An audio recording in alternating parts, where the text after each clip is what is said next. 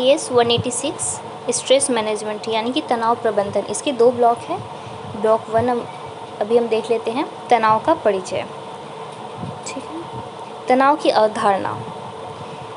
तो तनाव क्या है? जिस भी शब्द, ये ऐसे शब्द को कहा जाता है जिसे हम स्ट्रेस और प्रेशर फील करते हैं अपने ऊपर। ठीक है, ये हम डे टू डे लाइफ में भी फील करते हैं।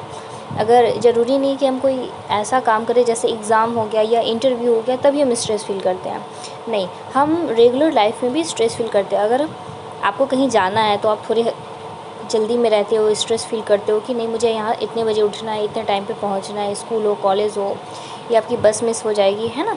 हर छोटी छोटी तो स्ट्रेस जो है हमारे लाइफ का एक पार्ट है।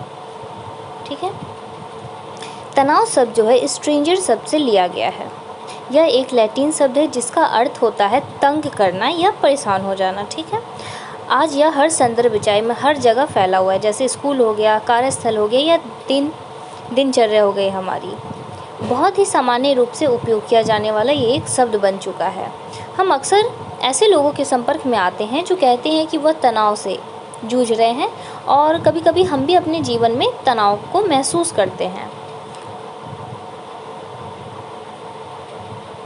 तनाव की उत्पत्ति मुख्य रूप से भौतिक विज्ञान से उत्पन्न हुई है। ठीक है, इसे पता लगाया जा सकता है कि और 17वीं शताब्दी के दौरान इसका उपयोग व्यक्तियों और अनुभव की जाने वाली संबंधता और कठिनाइयों को दर्शाने के लिए किया जाता था, और 18वीं शताब्दी के दौरान इसे मुख्य रूप से दबाव, तनाव या बल के रूप में वर्णित किया गया। ठीक है, तनाव की प्रारंभिक अवधारणा मुख्य रूप से इसे बाहरी उत्तेजना बताने पर केंद्रित है। कुछ रिसर्चर का कहना है कि तनाव जो है बाहरी उत्तेजना यानी हमारे शरीर की बाहर की प्रतिक्रिया है, मतलब जैसे इन्वायरमेंट से या किसी भी चीज़ से हमें फ़ील होती है। जैसे हम किसी ऐसी जगह पर है जो जगह हमें सूट नहीं कर रही है, मतलब मुझे वो जगह पसंद नहीं है फिर भी मैं उस जगह पे हूँ। ठीक है, तो वो जगह मतलब मजबूरी, जैसे आपको जॉब करने कहीं जाना पड़ रहा है, मजबूरी है आपकी। ठीक है, क्योंकि आपको पैसे चाहिए या मतलब कोई भी प्रेशर हो आपके पास, ठीक है, उसकी वजह से आप जॉब करने जा रहे हो। पर वहाँ का जो इन्वायरमेंट है, वहाँ का जो आपके जो साथ के जो वर्कर है वो लोग अच्छे नहीं है, वहाँ के स्टाफ अच्छे नहीं है, या वहाँ का इन्वायरमेंट अच्छा नहीं है, या हो सकता है वो काम आपको पसंद नहीं आ रहा हो, है ना। तो इसको कहते हैं बाहरी। ठीक है, यानी कि बाहरी हो गया, और एक होता है भीतरी यानी कि अपने अंदर की। तो दूसरा इनका कुछ रिसर्चर ने ये भी कहा है कि हमारे अंदर की प्रतिक्रिया है, यानी कि हम अंदर कुछ चीज़ें फील करते हैं जो हम सामने नहीं बता पाते किसी को। ठीक है, या फिर हमारे अंदर का संघर्ष जो है वो हमें स्ट्रेस उत्पन्न करता है हमारे अंदर। ठीक है, केनन द्वारा किए गए अध्ययन का उल्लेख इस संदर्भ में किया जाता है कि जहां उन्होंने मुख्य रूप से संघर्ष और पलायन की प्रतिक्रिया का अध्ययन किया है। केनन द्वारा किया गया अध्ययन जानवरों के साथ साथ मनुष्यों पर भी तनाव का प्रभाव केंद्रित करता था। ठीक है, तो केनन ने यह साबित किया कि स्ट्रेस जो है एनिमल्स को भी होते हैं और हम ह्यूमंस को भी होते हैं। ठीक है, केनन ने अपने रिसर्च के प्रतिभागियों में शारीरिक परिवर्तनों का भी अवलोकन किया है। उन्होंने इन परिवर्तनों को तनाव में व्यक्तियों द्वारा प्रदर्शित परिवर्तन करार दिया है। ठीक है, जब हम स्ट्रेस में होते हैं तो हम कुछ एक्टिविटी करते हैं, हमारी बॉडी जो है कुछ रिएक्ट करती है जिसके थ्रू हमें पता लगता है या सामने वाले को ये दिखता है कि ये जो बंदा है ये स्ट्रेस में है। ठीक है, इस पर्सन को बहुत ज़्यादा स्ट्रेस हो रही है। तो कुछ लक्षण इस तरीके से होते हैं कि जैसे हाथ पैर का हिलाना, नाखून चबाना, है ना, पसीने आना, घबराहट महसूस करना, है ना, बार बार वॉशरूम जाना, ये सब जो सिम्टम्स है हमारे स्ट्रेस के सिम्टम्स है। ठीक है, तो अगर हमारे बॉडी के अंदर कुछ भी प्रतिक्रियाएं हो रही है, कोई संघर्ष चल रहा है, तो वो हमारा बॉडी जो है बाहर से भी उस चीज़ को दर्शाने की कोशिश करता है। ठीक है, तो अब हम ये समझ गए कि तनाव क्या है, और ये हमारी डे टू डे लाइफ का एक पार्ट है। हम सबको किसी न किसी रूप में, कोई काम किसी के लिए छोटा हो सकता है, वही कोई काम किसी के लिए बड़ा हो सकता है ना। तो जैसे सबकी प्रॉब्लम अलग अलग होती है, हर कोई अपनी लाइफ में अलग अलग तरीके से, लोगों का देखने का नज़रिया अलग होता है और हमारे काम करने का तरीका भी अलग होता है। ठीक इसी तरह स्ट्रेस भी होता है। किसी के लिए स्ट्रेस वाला काम जॉयफुल हो सकता है, मतलब उसको प्लेजर दे सकता है। ठीक है, और वहीं कोई दूसरा व्यक्ति है, उस काम को करने में उसे स्ट्रेस फील होता है, तनाव फील होता है ना। तो हमारा नज़रिया, हमारा काम करने का तरीका अलग अलग है, इसलिए हमें अलग अलग तरीके से स्ट्रेस, तनाव का सामना करना पड़ता है।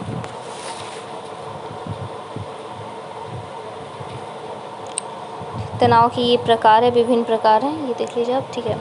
तनाव की प्रकृति, तनाव नमक और काली मिर्च की तरह होते हैं, ठीक है, ठीक है। जैसे और तनावहीन या फिर तनाव रहित जीवन अभिप्रेरणा यानी मोटिवेशन से रिक्त अनुभव होगा। अगर किसी के लाइफ में स्ट्रेस नहीं होगा तो हम मोटिवेट नहीं फील करेंगे। जैसे सपोज अगर आपको सुबह जल्दी उठना है, ठीक है, क्योंकि आपकी ट्रेन है मॉर्निंग की, पर अगर आपको स्ट्रेस फील नहीं होगा, आपको रात में मतलब समटाइम्स हमेशा ऐसा होता है कि अगर हम को कहीं जाना होता है या हमारे एग्ज़ाम होते हैं तो एक रात पहले से हमारी नींद गायब हो जाती है, हमें नींद नहीं आती है ना, क्योंकि हमें सुबह जल्दी उठना है, जल्दी जाना है ना, या ट्रेन मिस हो जाएगी, जो भी चीज़ें होती हैं।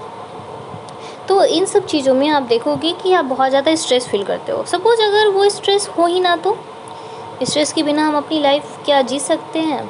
जी तो सकते हैं, पर उसमें कुछ मज़ा नहीं है, है ना। जैसे सुख और दुख दो जीवन के पार्ट होते हैं, ठीक है। जैसे अगर आपको लाइफ में अगर स्ट्रगल करना पड़ रहा है तो हो सकता है आगे आपको लाइफ में सक्सेस भी मिले, है ना, क्योंकि दोनों का कॉम्बिनेशन है, दोनों एक साथ ही चलती है, कोई एक चीज़ आपको नहीं मिल सकती। उसी तरीके से स्ट्रेस के बिना हम खुद को मोटिवेट नहीं कर पाएंगे उस काम से। अगर आपको स्ट्रेस हो रहा है तभी आप जल्दी उठ पा रहे हो, है ना। अगर स्ट्रेस नहीं होगा तो आप बिंदास हो गए कि चलो यार एग्ज़ाम तो होते रहते हैं, है ना, कोई बात नहीं, ट्रेन मिस हो जाएगी तो क्या हो गया, फिर से टिकट करवाएंगे, फिर से जाएंगे, है ना। पर अगर यही स्ट्रेस अगर होगा तो हम क्या बोलेंगे, नहीं एग्ज़ाम है, मुझे उठना है, मुझे जाना है, मुझे पढ़ना है ना, एग्ज़ाम मिस नहीं करना। तो स्ट्रेस हमको मोटिवेट करने का काम करता है, ठीक है। इसके प्रकार है, इसके कुछ टाइप्स होते हैं, यूट्रेस, न्यूट्रेस, व्यथा या फिर डिस्ट्रेस भी इसको कहते हैं, हाइपर स्ट्रेस और हाइपो स्ट्रेस। तो जैसे स्ट्रेस समटाइम्स अच्छे भी होते हैं, गुड स्ट्रेस भी होते हैं और बैड भी होते हैं। जैसे अभी मैंने कहा कि एग्ज़ाम की तैयारी करने के लिए आपको स्ट्रेस होता है तो वो अच्छा स्ट्रेस है ना। समटाइम्स आप कहीं काम कर रहे हो, आपका मन नहीं है, तो वो स्ट्रेस के लेवल के हिसाब से आप अच्छा या बुरा उसको कह सकते हो। तो यू स्ट्रेस क्या है? तो यू स्ट्रेस है, ये अच्छा तनाव होता है, जिसे यू स्ट्रेस कहा जाता है। वांछित तनाव कारकों जैसे शादी या नई नौकरी का लगना, ठीक है, किसी की शादी तय होती है उसमें भी उसको स्ट्रेस होता है थोड़ा मोड़ा, है ना। और किसी की नई नई नौकरी लगती है तो उसमें भी स्ट्रेस होता है कि हाँ यार मुझे नौकरी के लिए जाना, आज मेरा पहला दिन है, मैं क्या वेयर करूँ, मैं कौन सा हेयर स्टाइल करूँ, है ना, मैं किस तरीके से पहले सबको ग्रीट करूँगा या करूँगी, है ना। तो ये अच्छा वाला तनाव है। दूसरा हमारा आता है न्यू स्ट्रेस, जब तनाव न सहायक हो और न हानिकारक, यानी कि उससे ना आपको जब फ़ायदा हो ना कोई नुकसान हो, ठीक है। सपोज आपको कोई दो चीज़ें पसंद है, आपको दो कलर पसंद है, ठीक है, या कोई दो ड्रेस पसंद है, उसके पीछे आपको पसंद करना है कि मुझे ये वाला लेना चाहिए या ये वाला, लेकिन दोनों आपको पसंद है, ठीक है। तो ये अगर कोई एक भी ले रहे हो तो आपको नुकसान नहीं होगा, या नहीं भी ले रहे हो, दूसरा ले रहे हो तो आपको कुछ हानि भी नहीं होगा, कुछ फ़ायदा भी नहीं, ठीक है। तीसरा माना था व्यथा यानी डिस्ट्रेस, यह तनाव की तीसरी श्रेणी है जिससे अधिकतर लोग आमतौर पर तनाव शब्द से जोड़ते हैं। डिस्ट्रेस को हम तनाव करते हैं, जो हम अपने लाइफ में डे टू डे लाइफ में फील करते हैं। इस अनुभव की जाने वाली उत्तेजना बहुत अधिक होती है। डिस्ट्रेस को तीव्र तनाव और दीर्घकालिक तनाव के रूप में भी माना जाता है। तीव्र तनाव उस तनाव को कहा जाता है जो प्रबल होता है लेकिन अधिक समय तक नहीं रहता, यानी कि बहुत जल्दी गुस्सा आ जाता है इसमें, ठीक है। स्ट्रेस में होता है एकदम सर्वर दर्द करने लगा, हेडेक होने लगेगा, आपका सर फटेगा, है ना, बहुत तेज़ गुस्सा आएगा या हाथ पैर कांपना, है ना, जो भी चीज़ें होती हैं थोड़े टाइम के लिए। ये है कि ज़्यादा मतलब 5-10 मिनट में आप नॉर्मल हो जाओगे, ये नहीं है कि 3-4 दिन तक कंटिन्यू आप स्ट्रेस में हो, ठीक है। या फिर कहीं जाना है आपको, लेट हो गया है, ठीक है, तो उस टाइम पे जो थोड़ी मोड़ी स्ट्रेस फील होती है ना, मतलब एकदम सडन आया और फिर चला गया, ठीक है, ये होता है हमारा डिस्ट्रेस। फिर आता है हाइपर स्ट्रेस, अत्यधिक तनाव, यानी बहुत ज़्यादा तनाव होना, है ना, कंटिन्यू आप लंबे समय से कंटिन्यू तनाव लेते रह रहे हो, मतलब बहुत ज़्यादा एकदम स्ट्रेस का लेवल एकदम हाई है, आप कंट्रोल ही नहीं कर पा रहे हो अपने बॉडी को, माइंड को, कोई एक्टिविटी आपकी कंट्रोल में नहीं है। फिर आता है हाइपो स्ट्रेस, हाइपो स्ट्रेस यानी कि अपर्याप्त तनाव, ठीक है। ये जो होता है मतलब बहुत मतलब सिंपल आप जैसे लिखे है वैसे वर्ड में लिख सकते हो। पहला वाला, हाँ, ऊपर का जो 3 स्ट्रेस है ये वाला आप याद कर लोगे, यू स्ट्रेस, न्यू स्ट्रेस और व्यथा यानी कुंठा, व्यथा यानी डिस्ट्रेस। तनाव के लक्षण, अब इसके सिम्टम्स देख लेते हैं। सिम्टम्स क्या क्या होते हैं। इसके शारीरिक लक्षण होते हैं, संवेगात्मक यानी इमोशनल होते हैं, मनोवैज्ञानिक होते हैं, साइकोलॉजिकल होते हैं, ठीक है, और बिहेवियरल होते हैं। शारीरिक लक्षण, हार्ट बीट का तेज होना, धड़कन तेज़ी से धड़कना, है ना, दिल की धमक, है ना, धड़कन, और पसीना आने में वृद्धि। और पसीना जो है हमारा ठंडा पसीना आता है, ठीक है, ज़्यादातर फोrehead पे, आपके माथे पे पसीना आएगा, है ना, और हथेलियों पे, तलवे पे, ठीक है, ठंडा पसीना आएगा। मांसपेशियों, जैसे हाथ की और पैर की मांसपेशियों में तनाव, स्ट्रेस फील करना, कि मतलब बहुत ज़्यादा खिंचाव महसूस करना। सांस लेने में तकलीफ, ब्रीथिंग प्रॉब्लम होगी। दांत पीसना, दांत किटकिटाना, है ना, कुछ लोगों को दांत किटकिटाने देखते होंगे आप जब स्ट्रेस में वो होते हैं। कुछ चीज़ें चबाना, है ना, सर दर्द, अपच यानी कि खट्टी ढकारे आना, या पेट का डिस्टर्ब रहना, स्टमक डिस्टर्ब रहना, है ना, संवेदन शून्यता, मुंह सूखना, बार बार प्यास लगती है, बार बार पानी पीते हैं, है ना, दर्द किसी भी बॉडी के एक पार्ट में, जैसे बैक में हो गया, घुटनों में हो गया, या गले में हो गया, है ना। ठंडा पसीना आना, ये तो हो गया हमारा। पेट में ऐंठन, पेट में भी हल्का दर्द रहता है, ऐंठन मरोड़ने टाइप का, ठीक है। फिर आता है साइकोलॉजिकल, मनोवैज्ञानिक, परेशान अनुभव करना, हमेशा लगेगा कि नहीं कुछ ना कुछ परेशानी है, भले आप समझ ना पाओ कि आपके अंदर क्या चल रहा है, लेकिन आप बहुत ज़्यादा परेशानी में रहोगे। ध्यान केंद्रित ना कर पाना, किसी भी एक काम में आपका मन नहीं लगेगा। चिड़चिड़ापन, इरिटेशन, आत्मविश्वास में कमी, है ना, क्योंकि माइंड उस टाइम बहुत चीज़ों को एक साथ, बहुत सारे थॉट चल रहे हैं और सारे नेगेटिव थॉट चल रहे हैं, तो इस सिचुएशन में आप कुछ सोच नहीं पाओगे, समझ नहीं पाओगे, तो आप किसी डिसीजन को नहीं ले पाओगे।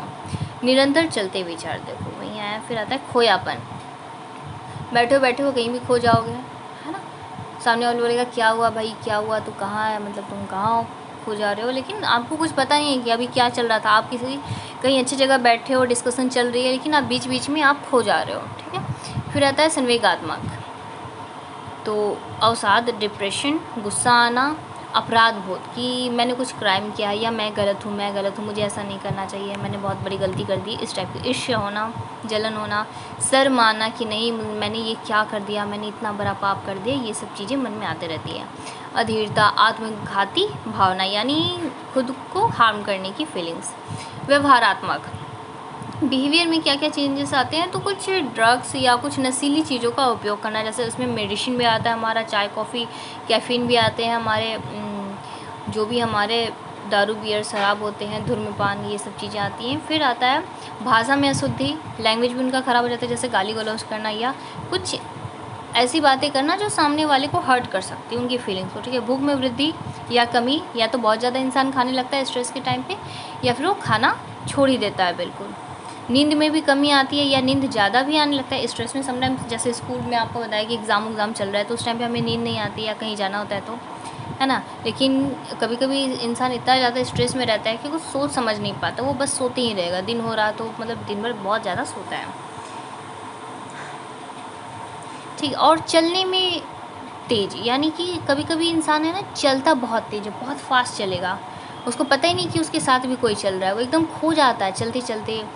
बोलने में भी बहुत फास्ट, मतलब सामने वाले की बात सुन नहीं रहा है, बस बोलते जाएगा, खुद को बस चाहेगा कि सामने कोई सुने मुझे, बोलते जाएगा। समटाइम्स अकेले में भी वो इंसान बोलते रहता है, ठीक है, जब इंसान बहुत ज़्यादा स्ट्रेस में रहता है।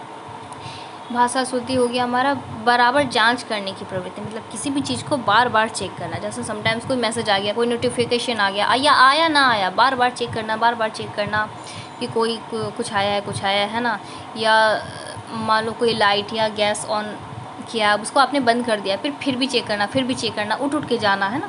तो ये सब क्या है, ये सब आपको स्ट्रेस की ओर ले जा रहा है, ठीक है। तो यूट्रस पढ़ लिया हमने, न्यूट्रस पढ़ लिया, डिस्ट्रेस पढ़ लिया, हाइपर स्ट्रेस, हाइपो स्ट्रेस, और स्ट्रेस के सिम्टम्स, लक्षण भी पढ़ लिए। फिर तनाव के स्रोत, इसमें कुंठा आता है, उद्देश्यों का द्वंद आता है, उपागम आता है।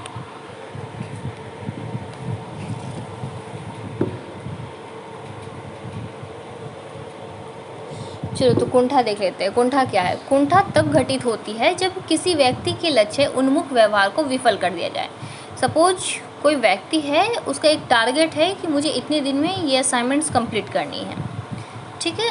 जैसे हमारा इग्नू में 1 मंथ मिलता है, अप्रैल हो गया या सितंबर हो गया ना, जो भी हो गया, तो 1 मंथ का आपका ड्यूरेशन होता है।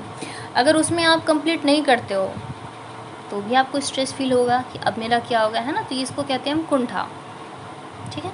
दूसरा आता है उद्देश्यों का द्वंद्व। अगला ये उद्देश्यों का संघर्ष है जो तनाव उत्पन्न कर सकता है, क्योंकि एक व्यक्ति को विकल्पों के बीच चयन करना पड़ता है। इस संबंध में निर्णय लेने से तनाव हो सकता है। जैसे दो चीज़ें, उनमें से आपको चुनना है कि कौन सा आपके लिए सही होगा, आपका करियर सही करेगा, या मान लो ऑनलाइन आपके लिए क्लास सही होगा, ऑनलाइन बुक लेना सही होगा, या आपको ऑफलाइन लेना सही होगा, है ना। तो दो चीज़ों में चुनाव करना है। हो सकता है ऑफलाइन लोगे तो आपको आने जाने की प्रॉब्लम होगी, लेकिन ऑनलाइन लोगे तो हो सकता है नेटवर्क इशू हो सकता है ना। तो दोनों चीज़ें, उसमें फ़ायदा भी है, नुकसान भी है। तो इस सिचुएशन में भी हम लोग क्या करते हैं, बहुत ज़्यादा स्ट्रेस में आ जाते हैं।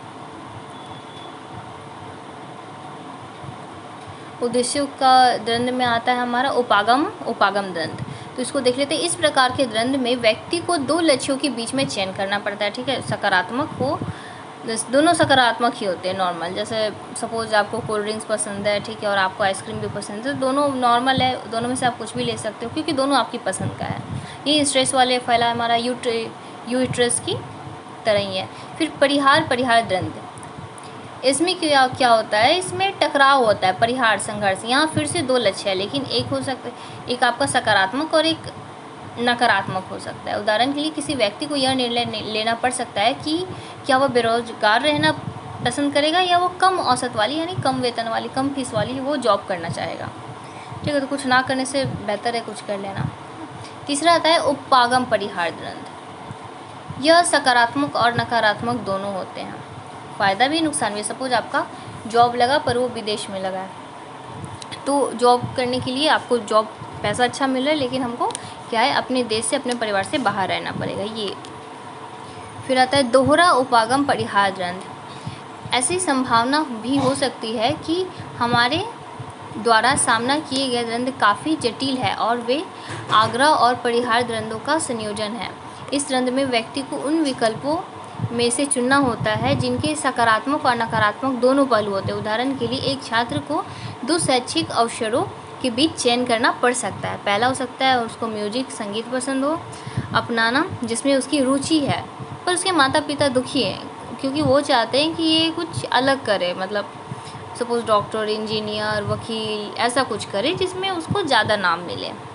तो इस चीज़ में भी चयन करने में हमें प्रॉब्लम होती है। इसको कहते हैं दोहरा उपागम परिहार द्वंद्व। फिर हमारा आता है दबाव, यानी कि दबाव तनाव का एक और स्रोत है जो बाहरी या आंतरिक हो सकता है। बाहरी यानी कि एनवायरनमेंट से मिल सकता है, समाज से मिल सकता है, परिवार से मिल सकता है ना, या हमारे पार्टनर से मिल सकता है। और भीतरी यानी आंतरिक ये हो सकता है कि हम अपने अंदर, हमारे अंदर क्या चीज़ें चल रही है, हम क्या चाहते हैं, ठीक है। तो इसको अपनी लैंग्वेज में आप लिख लोगे।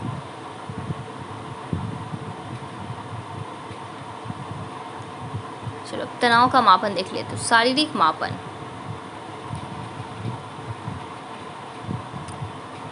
शारीरिक मापन व्यक्ति द्वारा अनुभव किए गए तनाव को पहचानने और समझने में हेल्प करता है।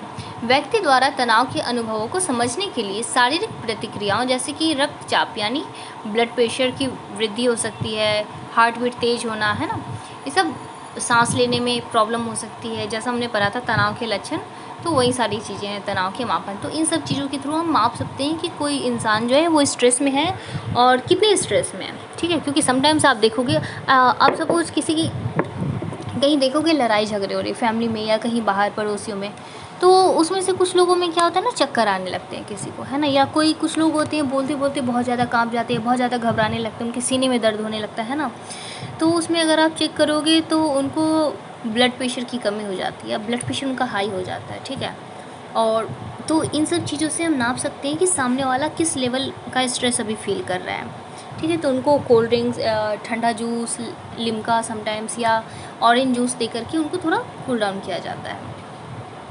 दूसरा आता है मनोवैज्ञानिक परीक्षण, ठीक है। तो साइकोलॉजिकल कुछ टेस्ट होते हैं, इन्वेंट्री होती है, सेल्फ रिपोर्ट इन्वेंट्री, है ना, तो इसके थ्रू भी हम माप सकते हैं। फिर तीसरा आता है जांच सूची यानी चेकलिस्ट। तनाव को मापने के लिए एक जांच सूची का भी उपयोग किया जाता है। उदाहरण के लिए एक जांच सूची का उपयोग जीवन की प्रमुख घटनाओं के लिए किया जा सकता है। किसी व्यक्ति को एक सूची से जीवन की समय में व्यक्ति को गुजरना पड़ता है, ठीक है। जब मतलब लाइफ में आप किस किस चीज़ों से जूझ रहे हो, कौन कौन सी घटनाएं हो रही है जो आपको बहुत ज़्यादा प्रभावित कर रही है, इन सब की चेकलिस्ट बनाना और उसमें से सही क्या है, गलत क्या है, क्या आपको इस सिचुएशन में स्ट्रेस लेना चाहिए था या नहीं लेना चाहिए था, इन सब के बारे में डिस्कशन करना, ठीक है, और समझना। फिर आता है साक्षात्कार। तनाव को मापने के लिए एक और तरीका साक्षात्कार है, जहाँ व्यक्ति से आमने सामने गहन सूचना एकत्रित की जा सकती है। साक्षात्कार को संरचित, असंरचित या अर्ध संरचित प्रकार से किया जाता है। यद्यपि साक्षात्कार जो है ये किसी की सहायता से बहुत सारी प्रासंगिक सूचना एकत्र की जाती है किसी की हेल्प से, और फिर उस पर जाँच किया जाता है क्या सही है क्या गलत है। फर्स्ट यूनिट हमारा हो गया है। यूनिट 2 देख लेते हम, तनाव के प्रतिरूप। और अच्छा, इसमें जो है ना तनाव के प्रतिरूप में संघर्ष या पलायन प्रतिक्रिया, ठीक है, ये हमारा मेन रहेगा। मैक्सिमम मतलब जितने भी अभी तक क्वेश्चन आए हैं उसके प्रीवियस ईयर के इग्नू के, ये सब क्वेश्चन पूछे। फर्स्ट सेकंड यूनिट इनका फर्स्ट ब्लॉक से काफ़ी ज़्यादा क्वेश्चन आया, तो आप अच्छे से इसकी तैयारी कर लेना। संघर्ष या पलायन प्रतिक्रिया, इसको सिंपल लैंग्वेज में हम समझते हैं। केनन का मानना था कि स्ट्रेस जो है हमारी सांवेगिक संघर्ष होती है, यानी हमारे अंदर जो चलती है उस प्रतिक्रियाओं से होती है, ठीक है, और बाहरी भी होती है समटाइम्स, ठीक है। तो हम अगर स्ट्रेस में होते हैं तो हम दो काम करते हैं, पहले खुद को रोकते हैं, फ्रीज हो जाते हैं। सपोज हम एग्जांपल से एक समझते हैं कि आप किसी रास्ते पे जा रहे हो, ठीक है, आप अकेले हो, आपको एक स्नेक दिखा, आपको एक सांप दिखा, ठीक है, जंगल वाला एरिया है, हल्का अंधेरा हो रखा है, तो आप क्या करोगे?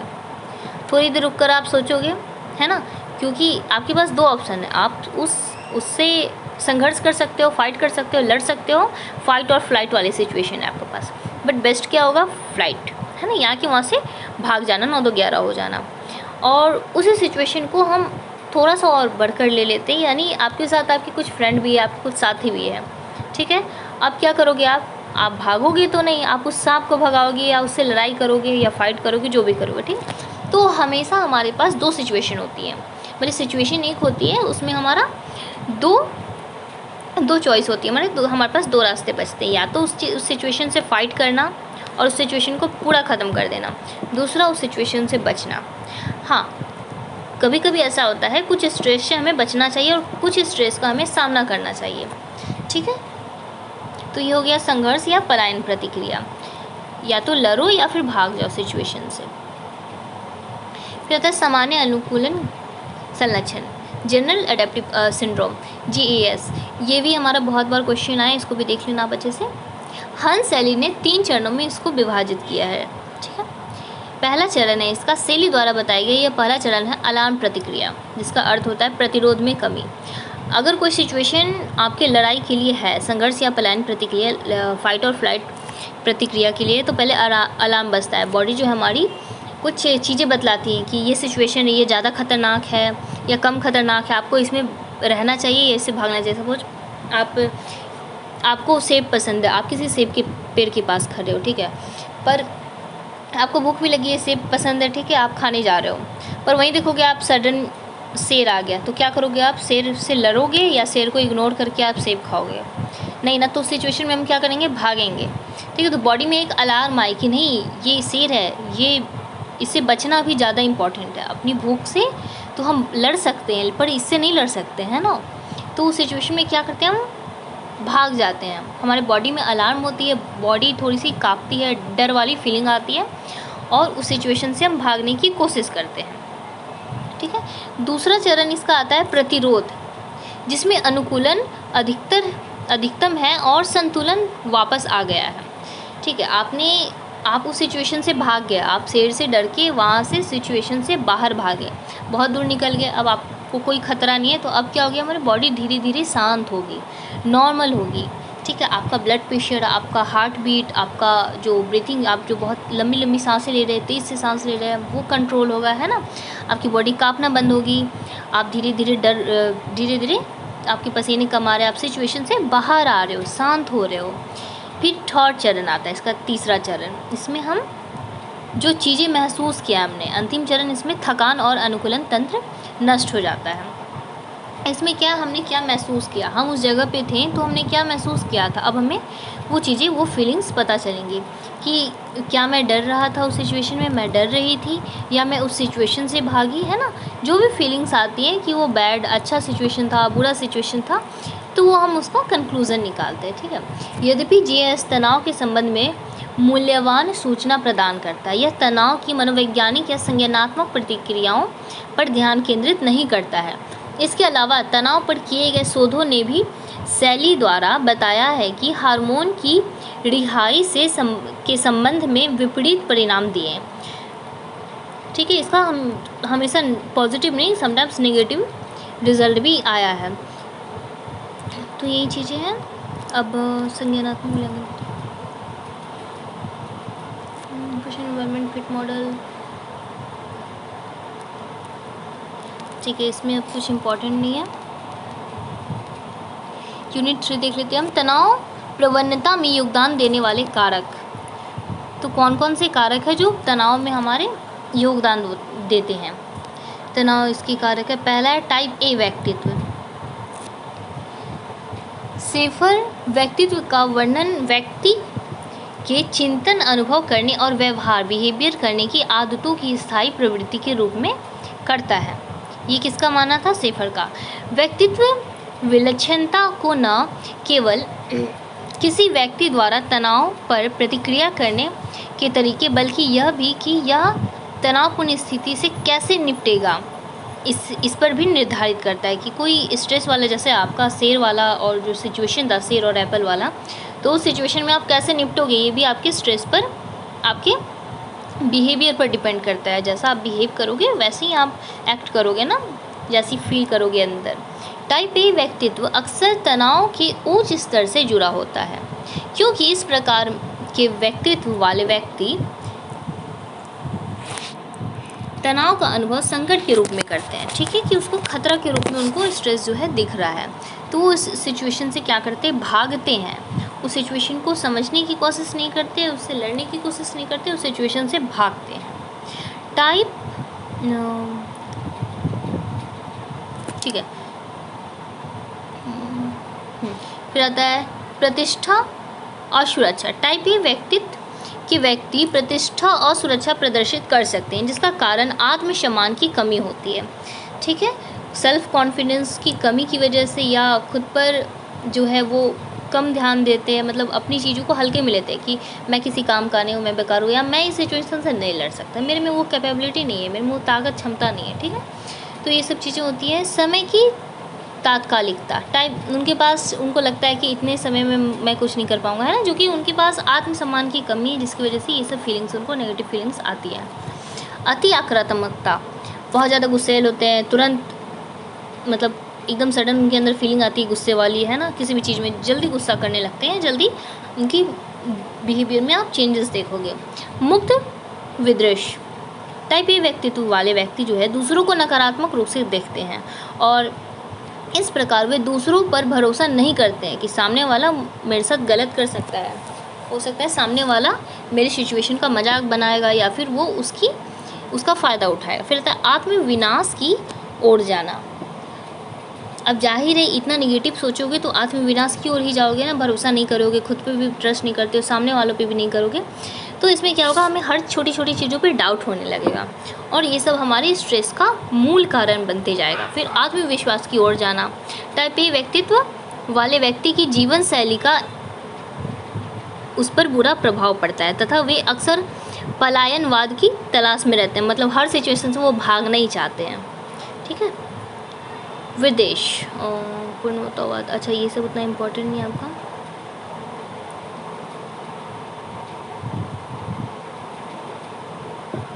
अच्छा, निराशावाद देख सकते हो आप। निराशावाद पे टिप्पणी आ सकती है कि निराशावाद क्या है ना, कि इंसान निराशावादी यानी कि होपलेस होना। तो इसके बारे में आप लिख सकते हो कि इंसान किसी सिचुएशन से नहीं लड़ना चाहता, या आत्मविश्वास की कमी की वजह से वो निराशावाद अनुभव करते हैं, जो भी चीज़ें वो लिख सकते हो आप। कुछ चीज़ें जो हम डे टू डे लाइफ में यूज़ करते हैं उसी से रिलेटेड आपको लिखना होता है। तनाव के मध्यस्थ कारक,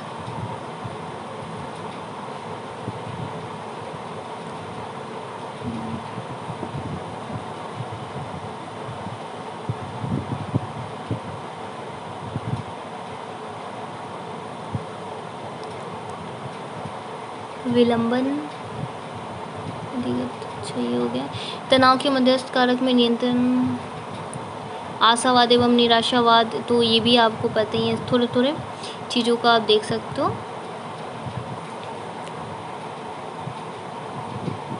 धीरे धीरे मैं स्क्रॉल कर रही हूँ, आप स्क्रीनशॉट भी इसका ले सकते हो या वीडियो को पॉज करके आप चीज़ों को पढ़ सकते हो। ठीक है, अब यूनिट 4 हम देख लेते हैं, तनाव का प्रभाव। तो तनाव का जो प्रभाव है ये हमारे लाइफ पर और हमसे जुड़े लोगों पर, यानी हमारे दोस्त हो गए, सहपाठी हो गए, हमारे फैमिली मेम्बर हो गए, उन पर क्या इसका असर करता है उसके बारे में हम देख लेते हैं।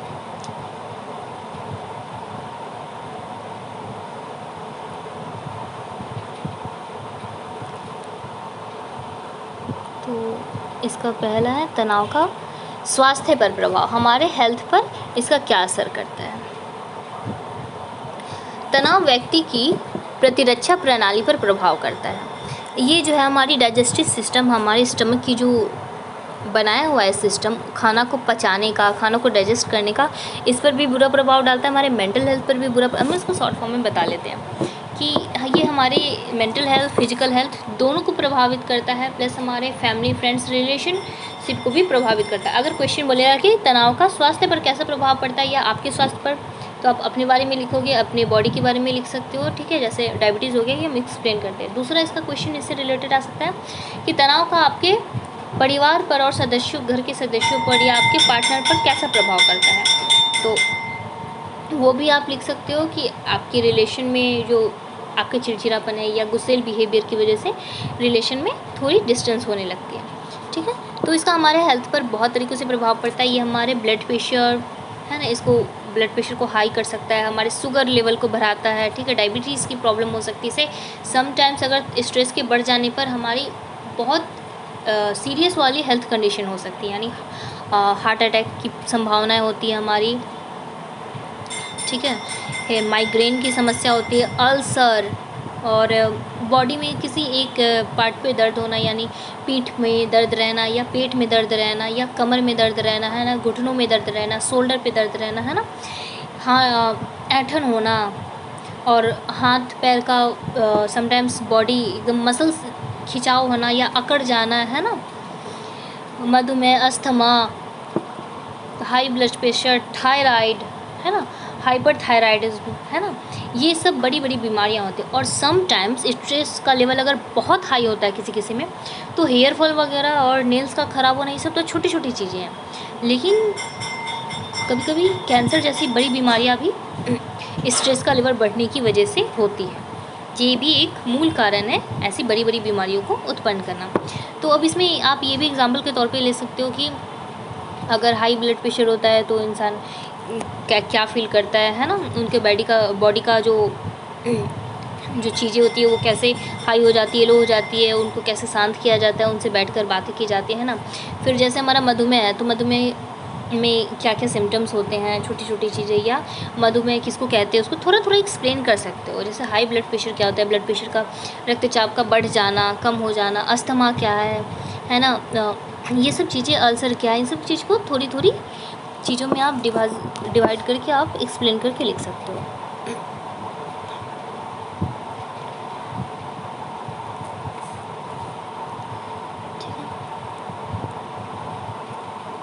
प्रदर्शन एवं उत्पादकता पर तनाव का प्रभाव। अब प्रदर्शन क्या है, यानी कि जो आप काम करते हो, आप जो भी चीज़ें जो भी एक्शन करते हो, उस पर आपके स्ट्रेस का क्या प्रभाव पड़ता है। सपोज़ आप कहीं जॉब करते हो, आप कॉलेज में हो, स्कूल में हो, तो आपके बिहेवियर पर, आपके साथ रहने वालों पर, उस काम पर क्या असर करता है। ठीक है, तो कोई इंसान अगर स्ट्रेस से पहले, जो कुछ टाइम पहले वो था, तो बहुत अच्छे से बिहेव कर रहा था, जब वो नया नया जॉब पे गया या नए नए हम कॉलेज में गए, इग्नू में एडमिशन लिया हमने नया नया, तो हम बहुत खुश रहते हैं कि चलो यार कॉलेज नहीं जाना होगा, घर बैठे पढ़ना है, ठीक है, बुक भी घर पे आएगा। पर धीरे धीरे जब हमें रियलिटी पता चलती है कि बुक आने में लेट हो रहा है, या इग्नू का जो है मतलब नोटिफिकेशन नहीं आ रहा है, एग्ज़ाम का डेट निकल रहा है, या सपोज़ अभी लॉकडाउन लग गया था, ये सब चीज़ें हो गई, तो इस वजह से हमारी ब्रेन में क्या बहुत सारी प्रॉब्लम होने लगते हैं, हम बहुत सारी चीज़ें सोचने लगते हैं। ठीक है, क्योंकि जाहिर भी है हमारा 3 साल का कोर्स होने में अगर 4 साल लग रहा है, 5 साल लग रहा है, तो कि प्रॉब्लम है, ठीक है, तो इस बारे में सोचना ही चाहिए। लेकिन कभी कभी क्या होता है, स्ट्रेस का लेवल बहुत ज़्यादा हाई हो जाता है, हम इन सब चीज़ों को सोचते रहते हैं, ठीक है, कि अब क्या होगा, अभी तक मेरी किताबें भी नहीं आई हैं, मैंने अभी तक एक बार स्कूल कॉलेज भी नहीं गया है ना, तो मैं कैसे पढ़ूँगा, एग्ज़ाम आने वाले, मैं एग्ज़ाम की तैयारी कैसे करूँगी, है ना। तो बहुत सारी चीज़ें सोच के हम पहले अच्छा परफॉर्म कर रहे थे, पर अब ख़राब करने लगे हैं। सपोज यही चीज़ें जॉब को लेकर भी आप कर सकते हो कि कोई व्यक्ति अगर जॉब करने जा रहा था, नया नया उसका जॉब लगा, तो 1-2 महीने बहुत अच्छा परफॉर्म कर रहा था, वो अपनी जॉब से बहुत खुश था, घर आकर बोलता था यार बहुत बड़ा अच्छा मेरा जॉब लगा है, बहुत अच्छी जगह पे है, ठीक है, लोकेशन भी अच्छा है, पैकेज भी अच्छा है, मेरा सब चीज़ अच्छा है। फिर धीरे धीरे क्या हुआ, वो स्ट्रेस में आने लगा, वो अपने जॉब पे जाना नहीं चाहता है, वो काम से तंग आ गया है, बॉस से परेशान हो गया है, अपने कलीग से लड़ते रहता है ना, बहस करता है हर किसी से। फिर घर आता है तो घर पे भी अपने बच्चों पे, अपने पेरेंट्स पे, है ना, गुस्सा उतारता है या चिल्लाता है, चिड़चिड़ापन, उसके बिहेवियर में चेंजेस दिख रहे हैं। तो इसका रीज़न क्या हो सकता है, या तो वो जहाँ काम करता है वहाँ से वो खुश नहीं है, या तो उसका काम में दिल नहीं लग रहा है, मन नहीं लग रहा है, या वो उस काम से थक चुका है, या हो सकता है वहाँ का इन्वायरमेंट उसे पसंद नहीं आ रहा हो, या ये भी हो सकता है कि उसको काम का प्रेशर ज़्यादा मिल रहा हो, है ना। क्योंकि कभी कभी हम खुशी में बोल देते कि हाँ मैं ये काम भी कर लूँगा, ये काम भी कर लूँगी, है ना, मुझे ये भी आता है। पर जब धीरे धीरे हम पे लोड बढ़ता है तो हम बोलते हैं यार तुम लोग सारा काम मुझसे ही करवाओगे, है ना, खुद क्या करोगे, खुद तो कुछ नहीं करते हो। तो इसी तरीके से जॉब के सिलसिले में हो या किसी भी चीज़ में हो, तो हम धीरे धीरे ज़्यादा प्रेशर पड़ने की वजह से हम स्ट्रेस अनुभव करते हैं, और ये हमारे बिहेवियर में बहुत अच्छी तरीके से दिखने लगता है, ठीक है। और स्ट्रेस का लेवल अगर आप थोड़ा ड्रॉ करना चाहते हो तो ड्रॉ भी कर सकते हैं। ये उल्टा यू की तरह होता है, ठीक है, हल्का टेढ़ा मेरा आकृति बनाओगे, उल्टा यू की तरह होता है, यानी कि पहले आप स्ट्रेस में नहीं थे तो आप ऊपर की ओर जा रहे थे, आप सक्सेस की ओर जा रहे थे, फिर जब स्ट्रेस में आए तो धीरे धीरे लेवल आपका नीचे आने लगा, ठीक है, उल्टा यू।